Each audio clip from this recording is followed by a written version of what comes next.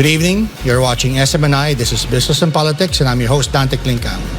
As many of you know, some sectors are considered barometers of economic performance, meaning the health of a few industries give an indication of how the country is faring and how the future is perceived.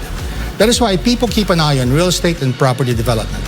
Tonight, we will take the pulse of that key sector, hopefully to get a better reading of the general economy. Our guest is Sheila Lobien, Chief Executive Officer of the firm that bears her name, the Lobien Realty Group Incorporated. We will ask her, how is the property sector doing amid the external headwinds impacting the Philippines? And with the year-end approaching, what is the outlook for 2023 and beyond? Sheila?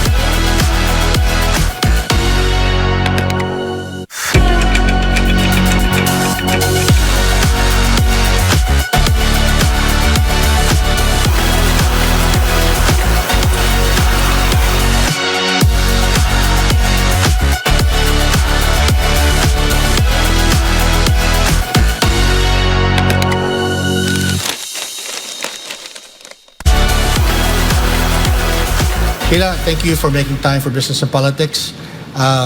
People are interested in talking to you and hearing what's happening in your industry because it gives us an idea of what's happening in the country at large. Maybe it should come from you. Are you optimistic? Are you pessimistic? Maybe you should tell us what's going on in real estate and property development. Well, first and foremost, thank you, Klink, for having me here. It's always an honor and a pleasure. When you're the one interviewing, I feel at home and safe all the time. So to answer the question, I feel optimistic simply because the country's forecast for the next few years is quite positive. We're back at the 6% level. And the real estate market, as I've shared in the past, is always one of the best barometers of the Philippine economy. And so when the forecast for the Philippine economy is positive, I always feel that the real estate market again will bounce back and will be in a good track because of that. It always follows when everyone's doing well, the property market also will do well. Well, that's reassuring to hear. Sometimes I fear that maybe we're just reassuring ourselves that things will be better, but maybe you can cite some of the things that you're seeing in the market that gives you evidence that things are headed in the right track. In the right track. Well, in what we do, since we run a brokerage firm as well, we have a good pulse of what's happening in the market. You have a sense of if there's demand. The demand, where it's coming from. So number one, the outsourcing industry, it's still the biggest driver of the office demand. Yes, this pandemic, of course, has negatively affected the real estate market, but with the growth again in the outsourcing industry, they're forecasting that there will be growth. And simply because when the rest of the world are having a hard time, companies in the US, Europe, even in Asia will outsource here in the country. And today we're still the number one when it comes to voice and second when it comes to non-voice. So that's positive. These are the call centers, the BPOs, the call centers. And then for the retail market, it's again back on track. And if you follow the news, the foot traffic alone in many malls, they are saying it's back to the pre-pandemic levels. And we feel that because when you go out, it's super traffic. The malls again are packed. People are shopping. Restaurants are full. So these are all good indicators. We service several coffee shops, convenience stores who are again expanding and looking at locations wherein people are again back to work near the residences. People are still going out and buying now. So these are all positive things. And then the warehousing market, because of the growth in e-commerce, a lot of companies, especially those who are in the e-commerce industry, they're growing.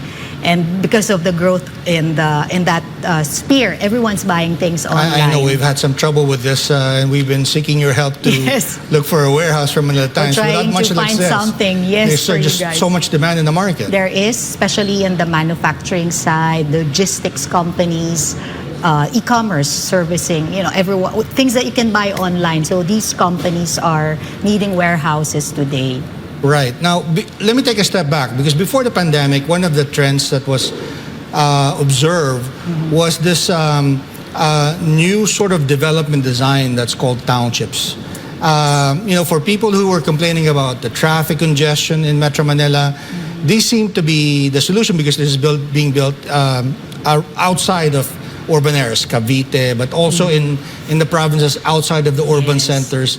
Maybe can you talk about what are townships, and then how does this resolve, you think, this new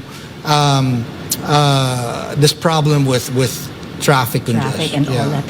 Because we're seeing it back, right? Yes, unfortunately. Yes. Pre-pandemic, it has been already growing.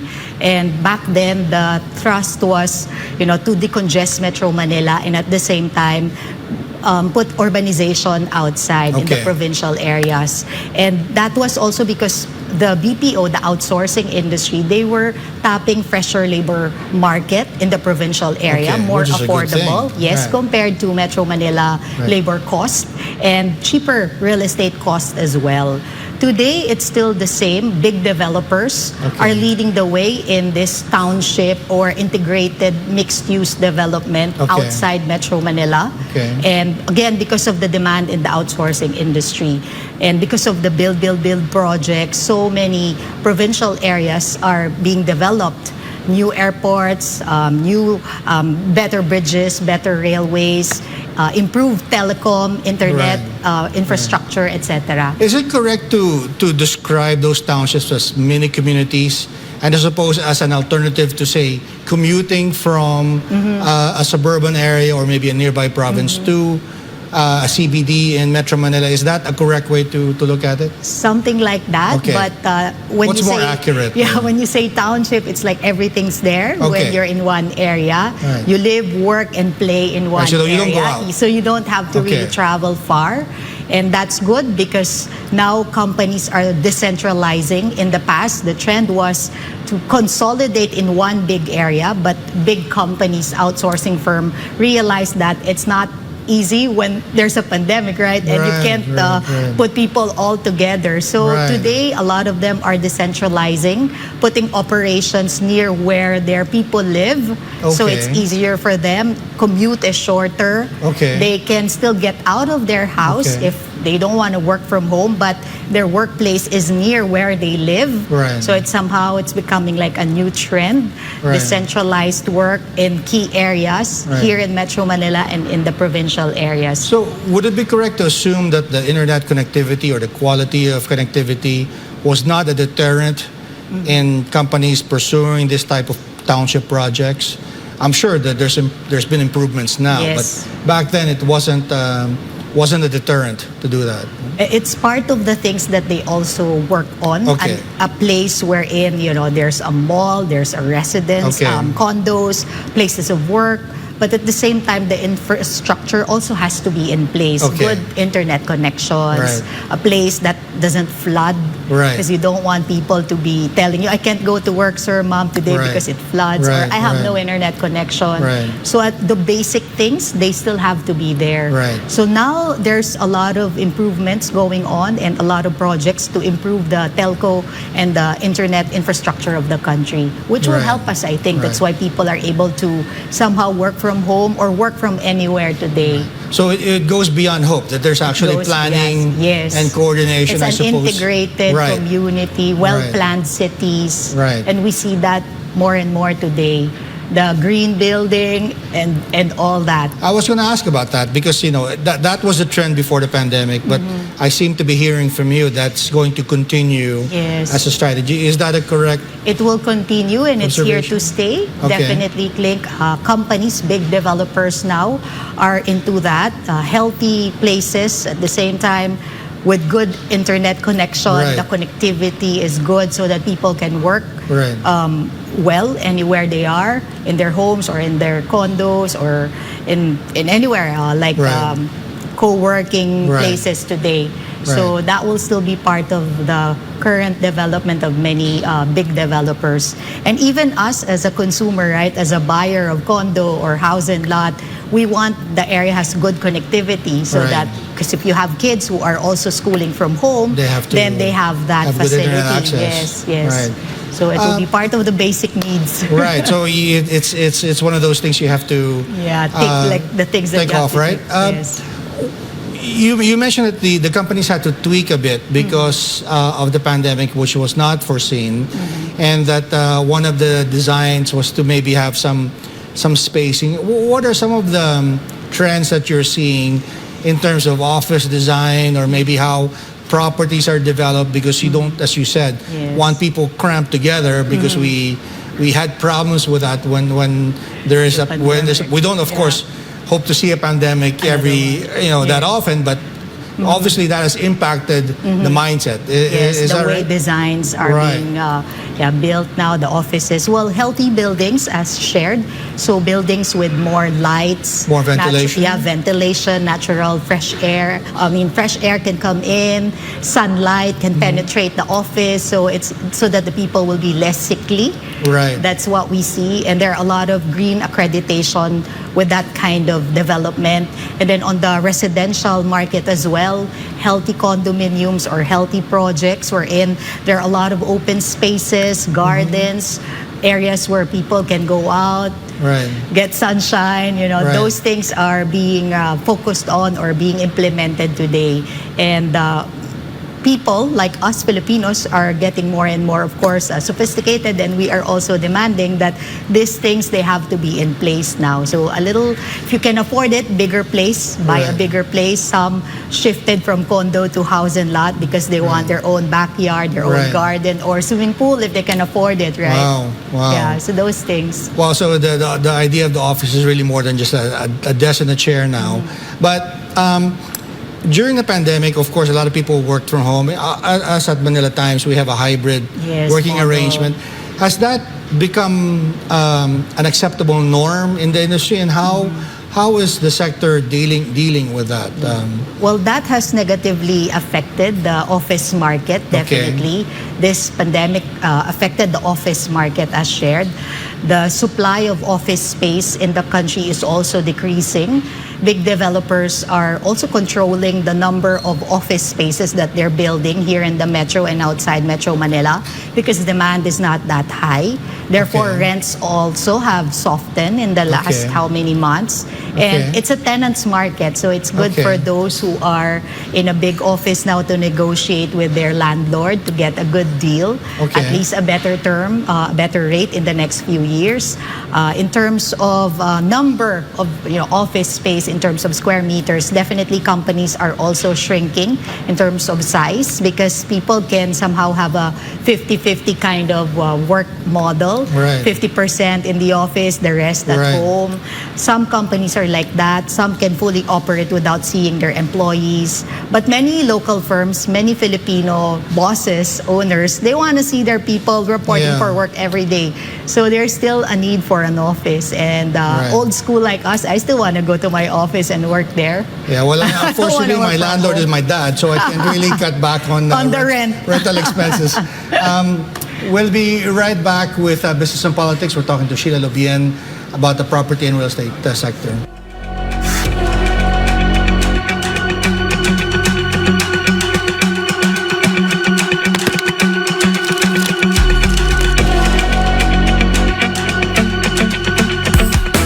Did you know that water is the only drink that can quench your thirst? Drink Galilee Purified Drinking Water.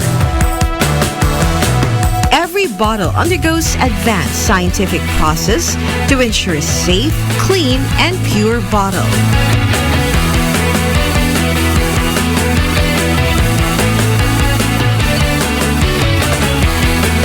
So what are you waiting for? Drink Galilee Drinking Water. Every bottle is a labor of love. For delivery, contact Galilee Purified Drinking Water at 0956-658-4195 or 0998-466-0202 or 8572-1869.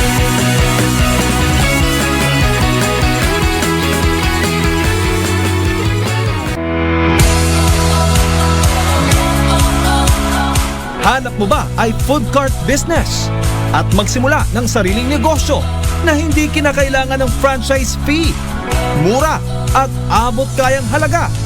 Narito ang S&D Food Carts para sa iyo. Ang S&D Food Carts ay gumagawa at nagsusupply ng mga mura, at abot kayang halaga ng mga food stalls, bike carts, motor carts, kiosk, food van, mall carts, display racks, tables, chairs at iba't ibang wood and metal products. Subok na matibay, maaasahan at mapagkakatiwalaan. Ang S&D Food Carts pwede ninyong lapitan. Para sa mga interesado, para sa NCR at Luzon area, i-contact lamang ang 0915-488-5424, 0943-128-6738, 0966-760-8310. Para naman sa Mindanao area, i-contact lamang ang 0966-758-5986, 0926-680-7599. Bisitahin lamang ang aming Facebook page, www.facebook.com/SNDFoodCarts, at mag-email sa sndfoodcart@gmail.com. Para sa negosyong swak na swak, S&D Food Cart, your partner to success.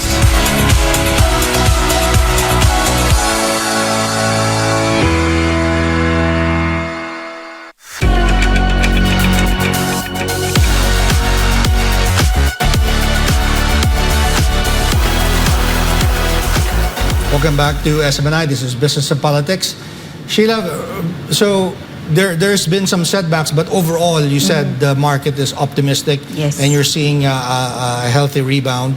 Let's talk about what's in the news lately. Of course, the economic news is not really from coming domestically; it's from abroad, right? But we still have to deal with it as a country. But some of the things that we've heard, for example, the offshore gaming operations, the POGOs, there have been some developments there, and then even talks in Congress now about maybe possibly restricting them or maybe doing away with them altogether. If they do that, what would be the impact? Because some people from Congress are saying that they occupy something like 1 million square feet or something like that of office space. But maybe you're a better source. What's the impact if we get rid of the POGOs? Definitely. Or is it better to make them stay? Well, definitely, if we totally ban them, it will negatively affect not just the real estate market, but Okay. a lot of different industries as well, because those people are consuming here in the country. Okay. So, negative effect right So away. definitely there will be an impact.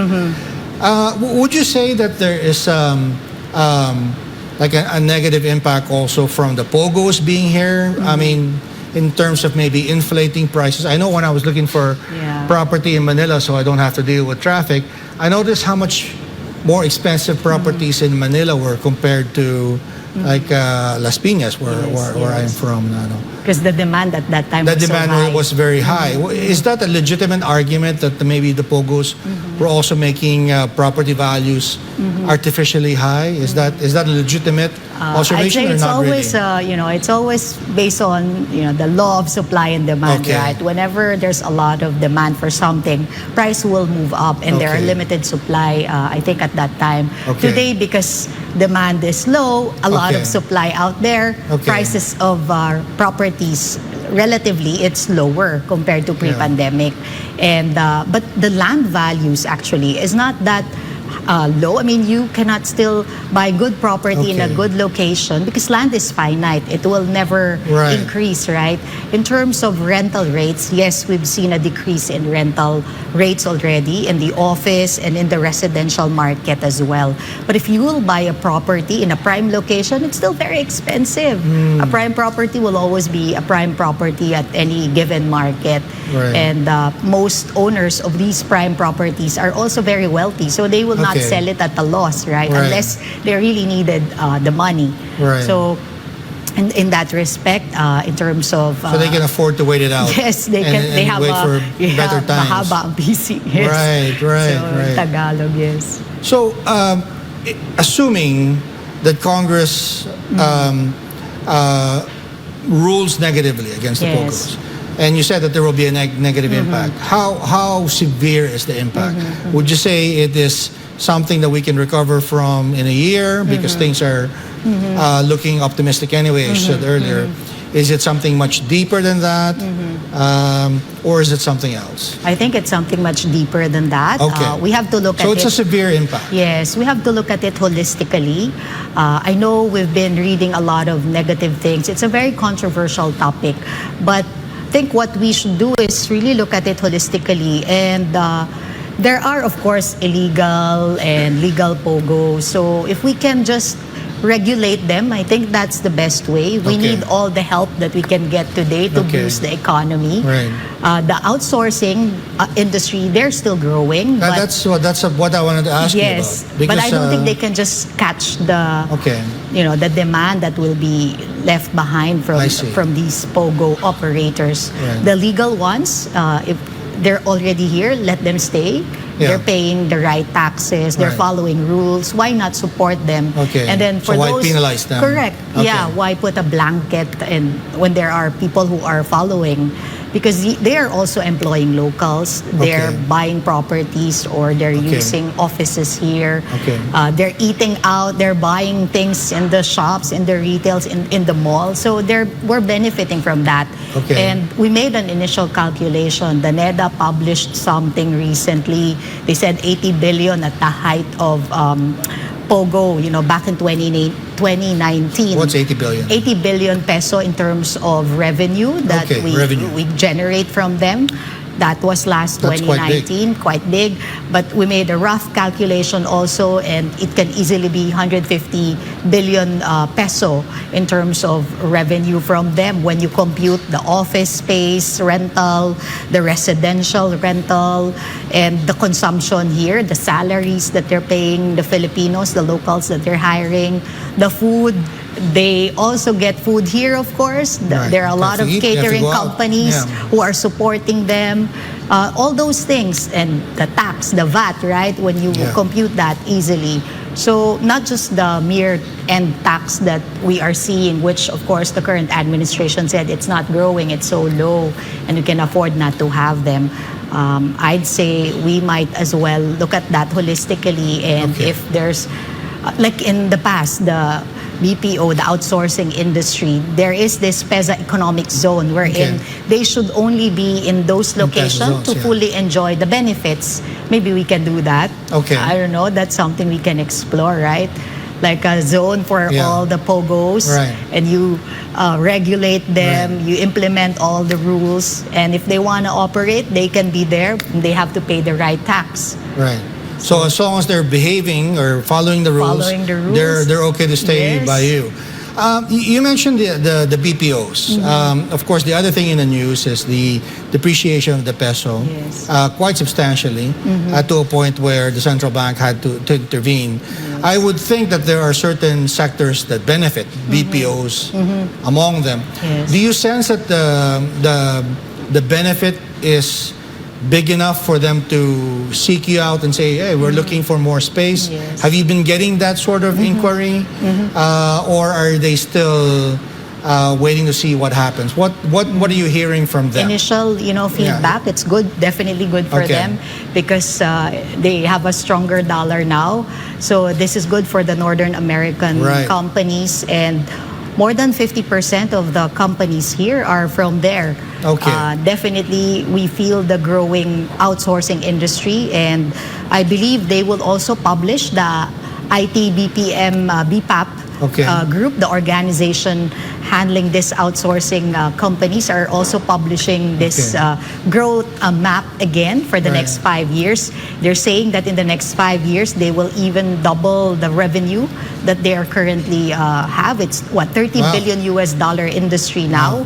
And they're saying that by 2028 that can be double. So let's see, that's their growth projection. Right. Wow. So even then, I mean, the demand is not going to make up for the possible losses for POGOs. There are a lot of office space. Or the POGOs are so big. Not really. They're occupying now about 1 million. You said earlier about 1 million square meters of space. But there are a lot of vacant spaces also in the market today. I see. Because of this pandemic, companies who stop reporting for work, and Right. some BPOs who also shrunk their operations. So I there are see. still a lot of Some of space them are out allowing there. people to work from home. Yes, Yeah. yes. So with the current supply that's out there, plus the future office space that are being built in the market, I think it's not enough to really absorb that. Right. So. Right. And I suppose development, construction is continuing, right? You Yes. certainly don't want to start those when the market recovers. Yes. You want to start those as early as possible, early so as when the possible. market recovers, Then it's there, you're right? there, yes. What are you seeing on that end, the construction development part? How robust is it, or is it a little bit timid? Have they gone all out? What are you seeing?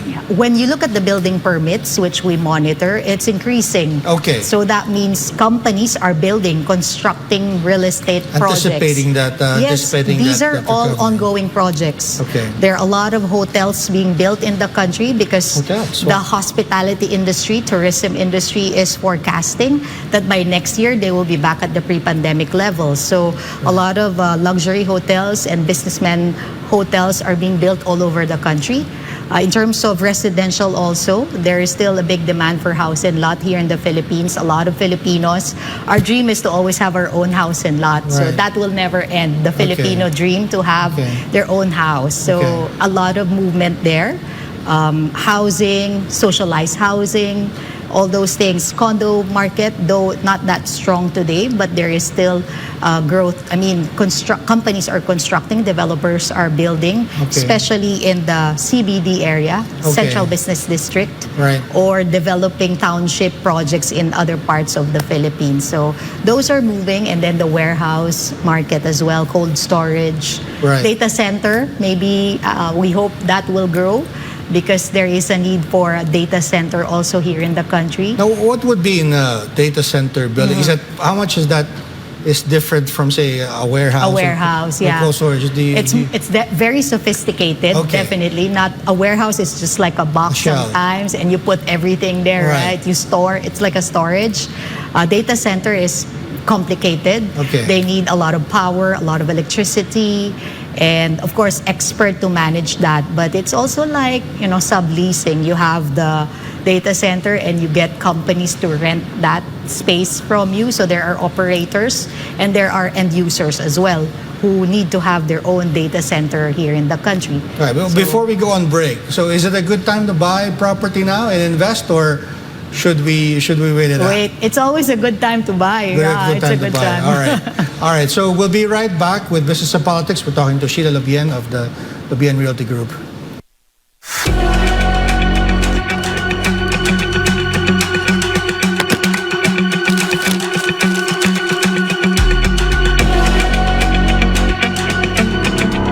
Are you looking for a reliable security partner? Whatever your needs, we have the right team for you. King's Trooper Security Agency is your best partner in this ever-changing world. With our well-trained and equipped security personnel, King's Trooper Security Agency offers security force. Our troops will protect your assets with the highest degree of excellence. Executive protection. We are your trusted shield of protection and always there when you are vulnerable. Private investigation service, because we believe that security never sleeps. Security survey to satisfy your security needs.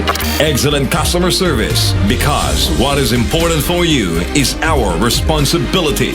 K9 unit service to ensure minimize loss and maximize safety. CCTV installation so that you can focus on tomorrow. Emergency response team. We have dedicated team with on-time response. Don't leave your future at the hands of change. Our troops never compromise for your safety and your assets. Choose King's Trooper Security Agency, the power to security.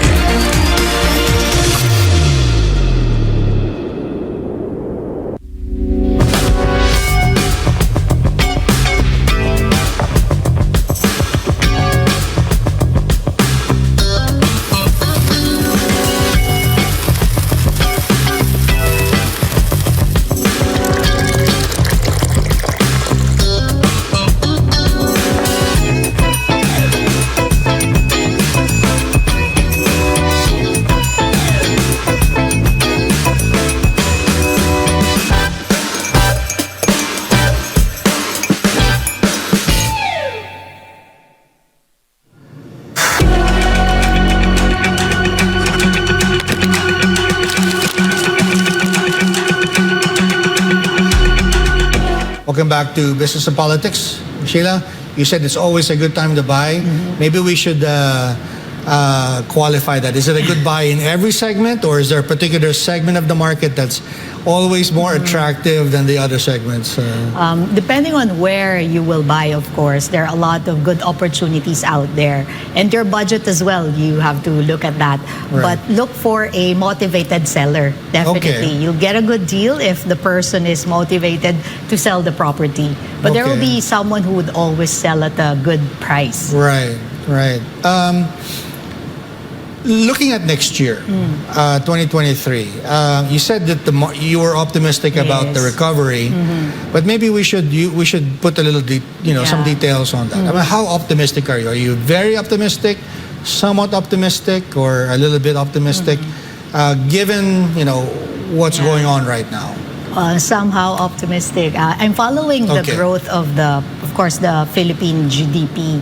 As shared, the real estate industry follows instantaneously, follows the trajectory of the growth in the Philippine economy. And since the forecast is that we'll be growing at 6.5 to even 7% in the next few years, then that's a good indicator of what's going to happen in the real estate market. Because if you look at the history, which we always look and monitor, in the global financial crisis and the Asian financial crisis, when we look at the rates and the rental and the demand, market went down by, I think, 25% in terms of rental rate, average pricing of property during those crises. But we moved up. So when the economy is doing so well, the real estate market also enjoyed a very good growth in the sector. So it follows. The office market boomed because almost all the companies in the Philippines started to hire people and needed space. Us, we had more money. We bought properties, right? We bought houses. I mean, people invested. A lot of us at some point will buy your own house, your own condo, right? And even the millennials are investing today. So these are all good. I think when the market is doing well, the real estate sector will benefit from that. It always follows the growth. So it normally follows. It doesn't precede. It follows. It follows. Yes. Okay. Because when people have money, the property sector will benefit. People will buy. People will eat out. These restaurants will expand. These call center BPOs or warehouses will grow. There is demand. They would need space. Right. So it follows the growth of the country. You said a couple of things I want to bring up. One is that real estate is finite. The supply is finite. Yes, in a sense, that gives me an idea that maybe it's more resilient, right, to all of these things that we're talking about in the economy.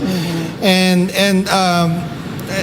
number two, it's always a good time to buy, right? So, but you did say that there are more things that are in demand now. She said houses are more in demand relative to condominiums. Yes. But is there any other, I suppose, advice you could give to some investors? I remember people saying it's the location. Yes. That's easy enough to remember. But is there anything more sophisticated, that we should think about when we're, aside from the timing also is everything. Okay. So location, but you said, timing. Timing is always good. You said that earlier. The right now is good because we're still in the pandemic and prices of property relatively it's lower compared to, of course, the boom, 2019. So there are good opportunities there. So if you have cash, buy when there's blood in the streets. Yes. Be greedy when everyone's fearful. So, and as shared, if you have cash is king. So you can offer to buy a property. So the wrong thing to do now would be to save, that which would be the natural thing to do coming out of the pandemic because there's so much uncertainty. You're saying be bold. Seize the opportunity. Invest, right? Make your money work for you.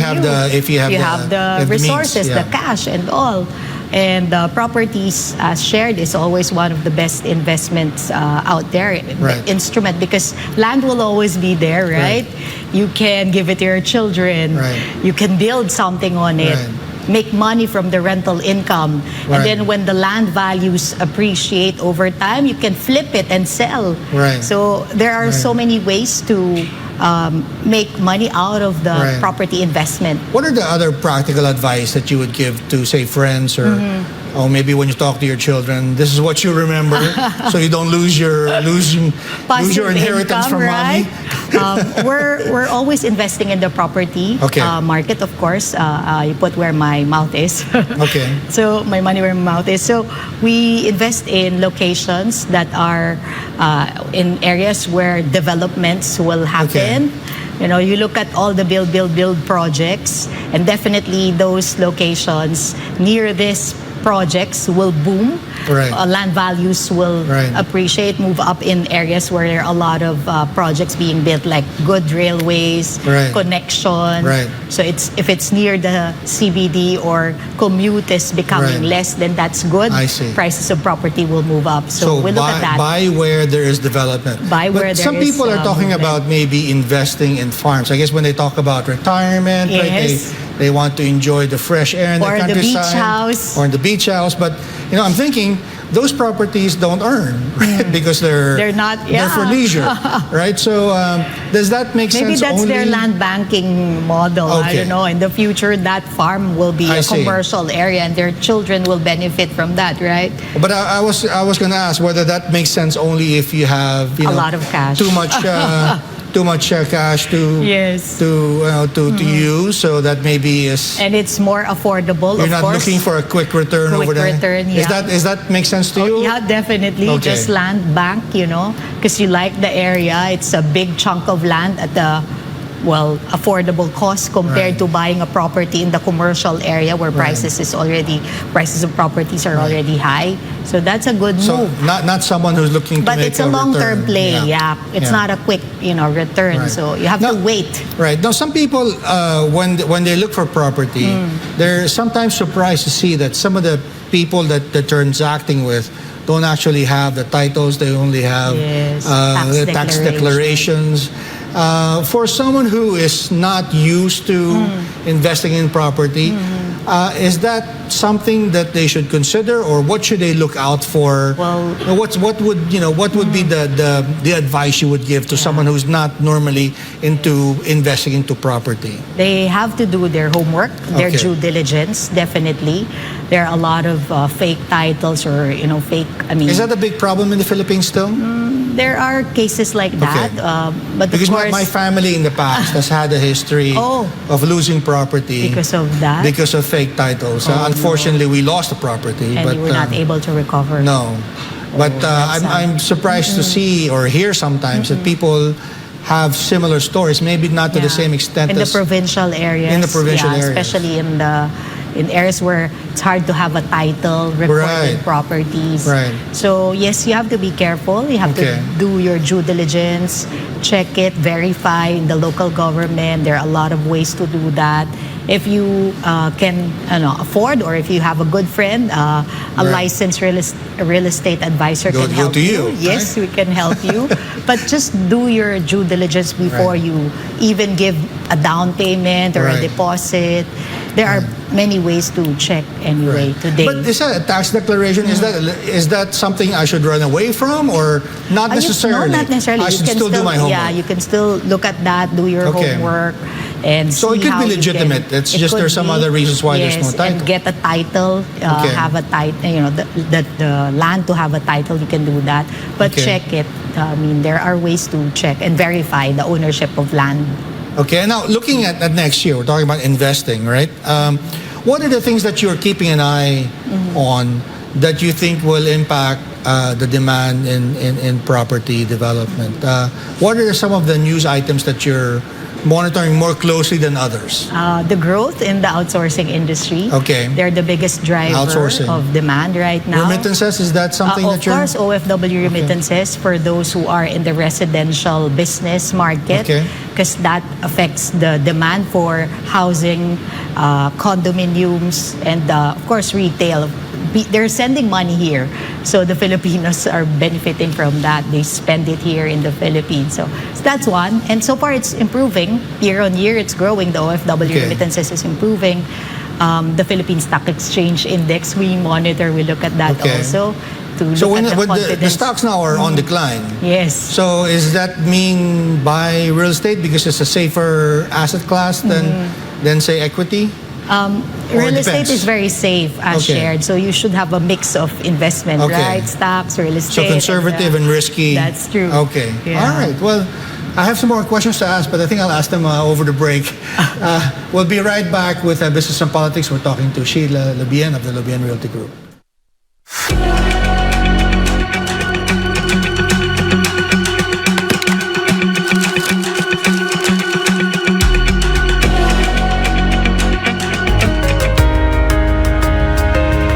Nais mo bang mapanood ang SMNI sa telebisyon? Kung ikaw ay Sky Cable subscriber, narito ang mga channels kung saan pwedeng mapanood ang SMNI. Sa National Capital Region, Sky Cable Channel 162. Cebu, Sky Cable Channel 37. Davao City, Sky Cable Channels 14, 43 at 46. General Santos City, Sky Cable Channel 37. Zamboanga, Sky Cable Channel 53. Bacolod, Sky Cable Channel 37. Iloilo, Sky Cable Channel 36. Dumaguete, Sky Cable Channel 37. Baguio, Sky Cable Channel 14. At Lawag, Sky Cable Channel 10.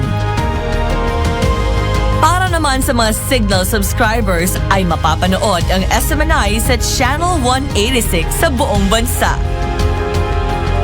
Maaari ring mapanood ang SMNI sa Digital TV sa Davao City at Manila, pati na rin sa TV Plus at GMA of Fordabox. Ano pang hinihintay mo? Panoorin mo na ang SMNI sa inyong telebisyon. Dahil dito sa SMNI, taong bayan ang bida.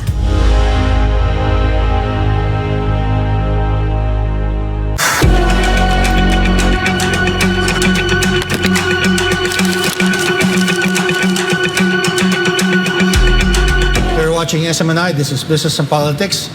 We're talking to Sheila Lobien. We've been talking so much about investments, but I almost neglect to ask you about your career story. I mean, you have a remarkable success story to share with us. First of all, being a successful woman in an industry that's typically associated with men, right? So maybe we should ask you that how did you do it? How did you make it in this male-dominated industry and do well? I think because I have a supportive family, that's one, and I love what I do. So are they going to start saying that behind every successful woman is a good husband? Yes. Okay. And a supportive mom and dad, family as well. And how difficult was it for you did you have any role models that helped you get started, or was it all on your own? And maybe more importantly, for the younger women out there, what are some of the things that you can tell them as they are maybe pursuing a similar career path that you are on right now? There's no shortcut. You have to do your homework. You have to start somewhere and study, and from there move up. I had a lot of help. Up to now, I have a lot of good friends, mentors, who are showing me the way. Some of them been there, done that. They're giving me advice. You need that. I have good friends like you, and they're very supportive. So I believe I'm lucky in that respect, because aside from a very supportive family, my husband there, I have a lot of friends who also encouraged me in the past to put up my own, to come up with my own brokerage firm. They know that I'm passionate with what I do. I've been doing it for more than 2 decades, so they said it's time for you to also do it on your own. And when you, of course, know what you're doing, people will help you succeed. And true enough, we're still here. We've survived the pandemic, and we're proud of that. Congratulations for that. That's no small feat.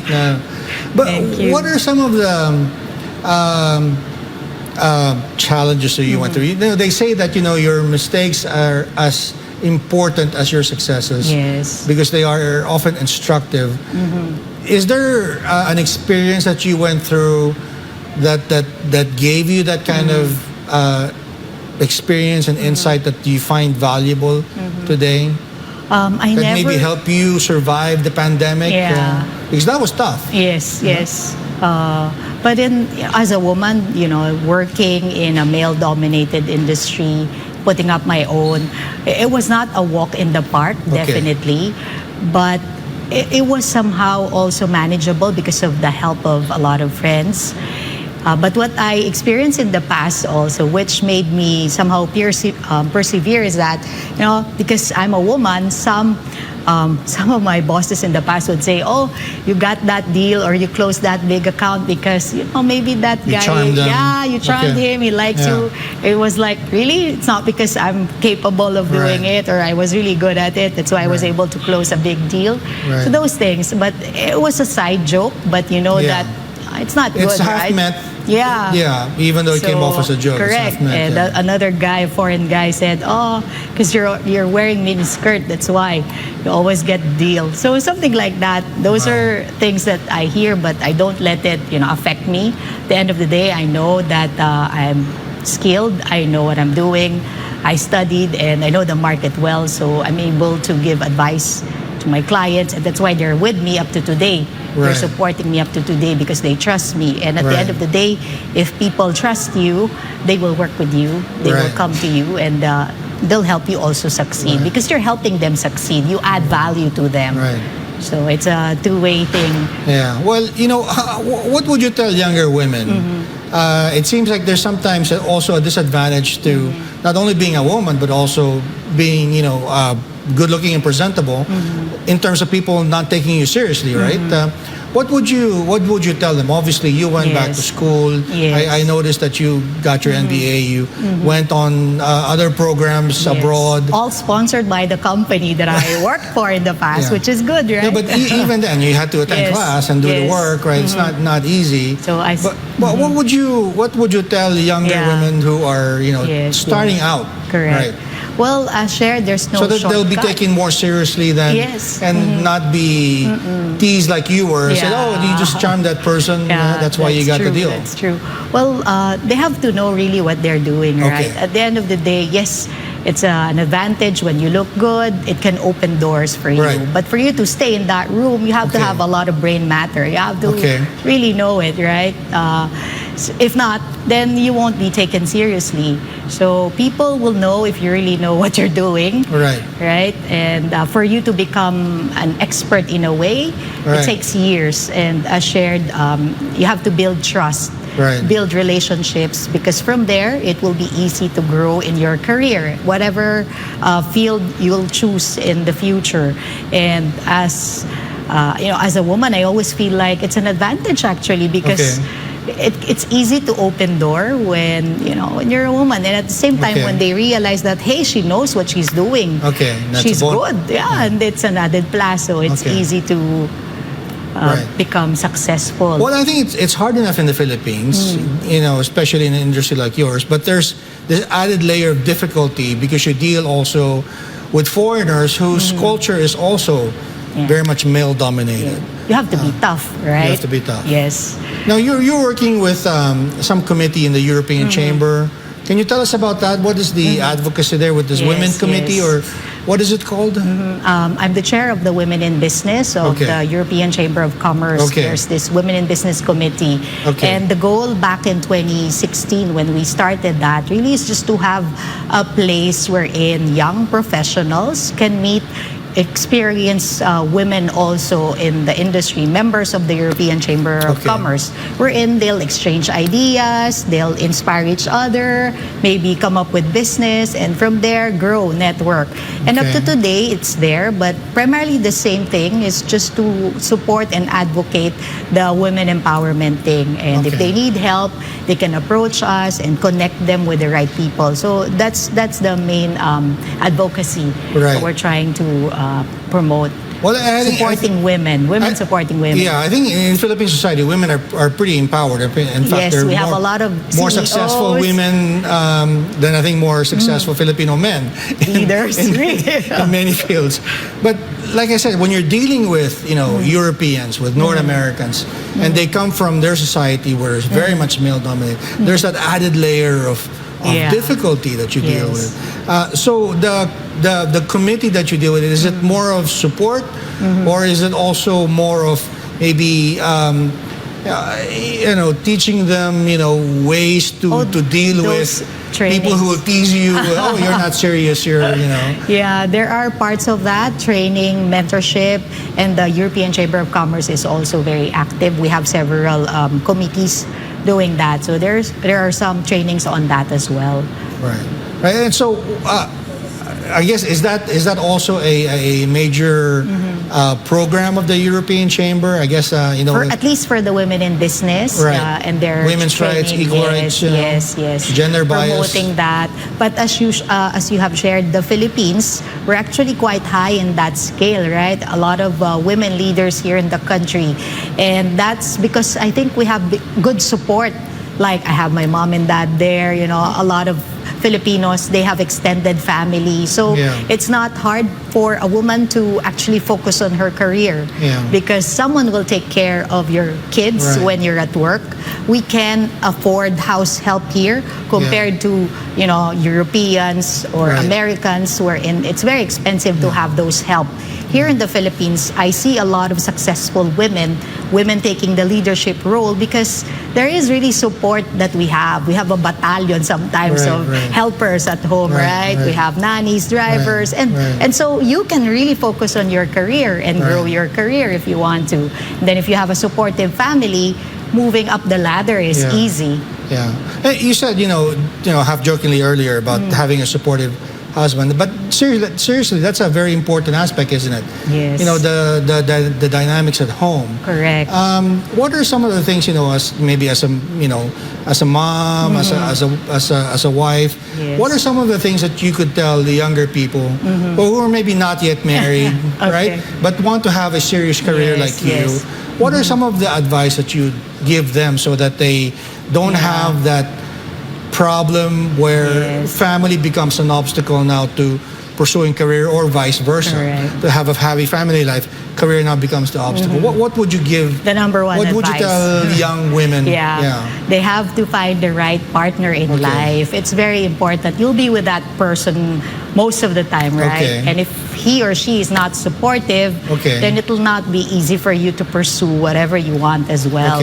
So that person should be really your partner, right? If So you can't go to the school, he can go to school, right? And be with the kids, something like that. So what's right? I've been looking through the directory. No one is called Mrs. Right. What are the attributes? I suppose you wouldn't advise rushing into things. Yes. What are some of the, I suppose, things that you should consider? Because choosing a partner in life is actually an important business decision. Somehow, right? No, seriously, right? Yeah, well, that person should also compliment you and support you, right? If he or she is supportive of your career or what you do, then that's a good sign. Because he will allow you to grow, because he or she knows that you are passionate in that career or whatever you're doing, and he will give you time, he will support you, even invest on that as well. And that's good. I grow with my husband. We started together, and we're both where we are together, and we've been married for 20 plus years already. Congratulations. Almost 20 that's years. a rarity these days. Yes, and really, no mean achievement. Sheila, I really appreciate the time you gave us today and the advice, the investment advice you shared with us, and I will follow up on that later. But before we leave, would you like to leave a message to our audience about real estate, about being a woman leader, or maybe something else you'd like to share with them? Well, my advice, well, not really advice, but I just wish that everyone's healthy and safe. Health is wealth. That's what we have realized in the last how many years. And as long as we are healthy, we can do so many things in life. So I think that's it for today. Thank you. Well, Sheila, thank you very much for your time. I'd like to thank all of our viewers, those watching this live and watching the replay on social media. I'd like to also thank Pastor Apollo Kibuloy for making this program possible. This has been Business and Politics. This is Dante Ang, your host. I'll see you next week.